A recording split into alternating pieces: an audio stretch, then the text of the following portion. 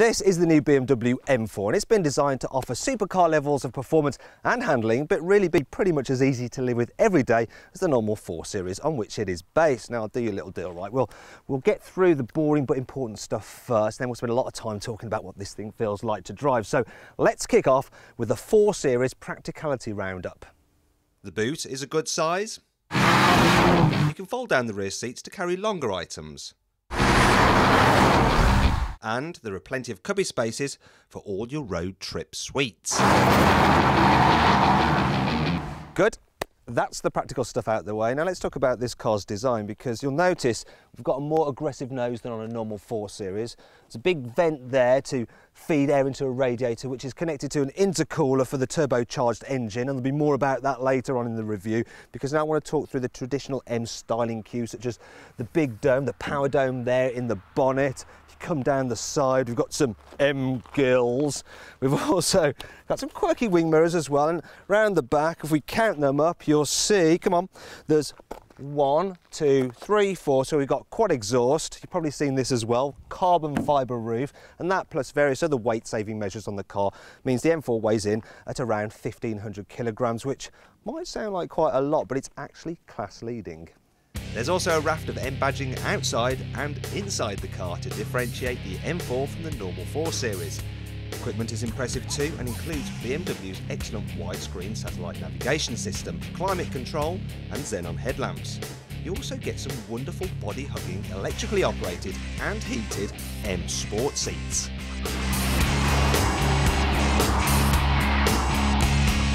I can totally vouch for these seats because I've actually spent 1,000 miles in them, because I drove this very car all the way back here to the UK from Austria, and it's almost as if they've been specifically designed for me, and everyone else I've spoke to sat in this car thinks exactly the same.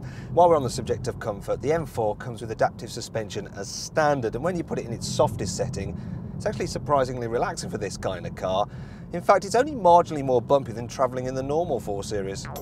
You can alter the suspension between 3 different levels, and you can do the same with the steering weight, the throttle response, and, if you pay extra for the brilliant 7-speed paddle shift gearbox, the ferocity of its shifts. When you put everything into its sportiest setting, the M4 transforms into an absolute beast, and it can humiliate performance cars at twice the price. And I'm really impressed with the work that BMW's M division have done on this car. They've actually fitted extra strengthening to the body, and they've removed anything that might dull the car's responses, and overall the body is actually 35% stiffer than the normal 4 Series, and you just feel that difference in how fast the car responds to any input you make, and it makes you feel really connected to the road, but not overly connected to the road, that the car becomes a pain to live with every day. The M4 chassis is just so beautifully balanced that both the novice and expert can really enjoy it, and this makes it perfect for track days. The stability control system is among the best I've ever tried, and never feel it intruding on the driving experience. There's a setting which allows you a bit of slip but will gather you up if you get things wrong, and of course, being a BMW, you can turn the safety systems off completely if you want to do things like this.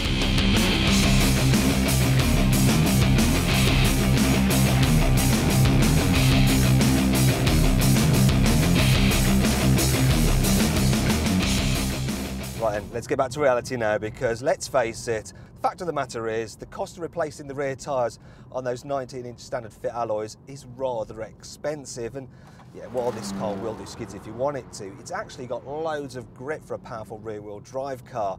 You've got that M Sport differential which can send traction where you need it most, and that's great when you're travelling down a narrow B road such as this, because it does give you lots of confidence, especially when you know you've got so much performance available underneath your right foot. As with other M cars, the M4 has a bespoke engine, only it has been downsized from a 4-litre naturally aspirated V8 in the old M3 Coupe to become a bi-turbo 3-litre straight 6.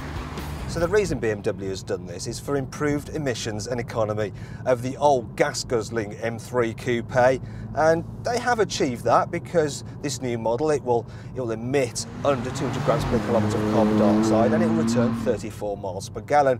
Numbers which are pretty unimpressive if you're talking about a Super Mini, but this thing has 425 brake horsepower. As a result, 0 to 62 miles an hour takes just 4.1 seconds as opposed to 4.6 seconds in the old M3. Top speed is still limited to 155 miles an hour. Sometimes with powerful turbocharged cars, you get this slight delay between pressing the accelerator and the acceleration actually happening because you have to wait for the turbos to spool up, but this is almost unnoticeable on this car. There's hardly any turbo lag at all. In fact, this car just pulls with so much thrust throughout pretty much the entire rev range, and there is quite a bit of a rev range as well because it redlines at 7,500 RPM. If there is one downside to the turbo engine, it's perhaps the noise. It's by no means bad from the outside, just not as fruity as the old V8.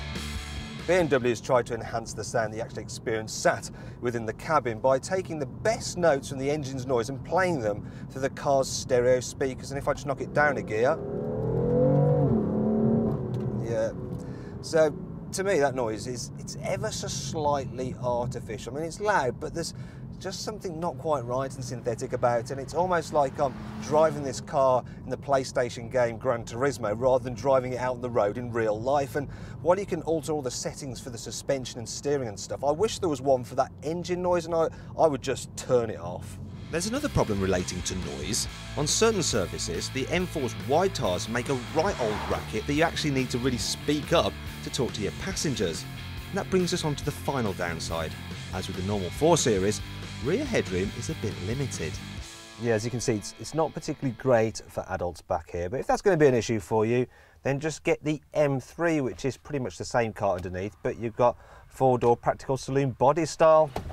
Both cars are pretty much the same price, and you can see the exact pricing at carbuyer.co.uk, and you will see that, yes, the M4, it's by no means cheap, but considering the performance you're getting for your money, it actually represents pretty good value because, yeah, okay, it's more expensive than a Porsche Cayman, but it is a lot quicker, and you can see the review of that car by clicking up here.